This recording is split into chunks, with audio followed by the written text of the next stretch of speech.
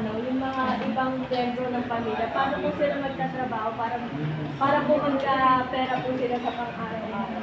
Okay, o sige, I will stop on that. Ilan, sasagutin mo o papasagutin natin yung klase mo? O sige, Sagutin ka niya, meron sa kaklase na gustong sagutin yung Si Philip eh! Ay, si Gili! Ala, si Gili! Okay, David! David!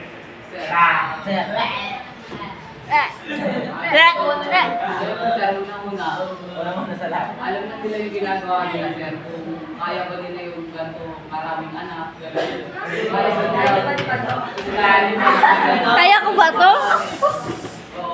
Hindi nila kaya, sir. Alam na nila yung sir. Okay, medyo malabo lang. And, Ano yung tanong, sir?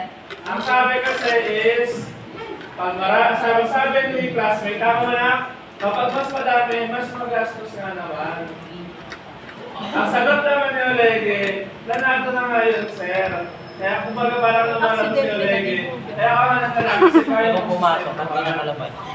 Ngayon, may susuport na baba sa mga parents sa backwards sa nakaka-argument. Yeah. Ano yung sir, ka-counter rin yung ano? Go up! Go up! Go up! Magkakakampi tayo dito pagdating sa ganito. Makanay, makanay, kataibigan, sa minuto. Tulad din po na sinabi ni Teresa, mahirap din po talaga po. Lalo po mahirap po. Lalo na po yung mga anak ko, bago po ba ng patas, hindi pa po sa mga paano po lalo Batugan, ano yung batugan? Ano yung batugan? Imbis na pagtipid po, nagiging batugan. Ano yung batugan? Okay, the counter-argument is pag yung alam-alaman is batugan, ay mas lalo hindi makakatipid. Okay, last for the boys. Dito po Yes. Ala! Naharangan si Okuyo. Wala naman po sinabi sa silik kung magbaba tayo ay basta or matanda. Pwede naman po tayo kung sa bahay ko, matatanda yung tao or pwede po sila rin sa nila ng trabaho. Pwede po sila Bakit yung ano, hindi ko alam yung topic. Okay, narinig yung dalawa yung argument nila. Anything to add? Kapag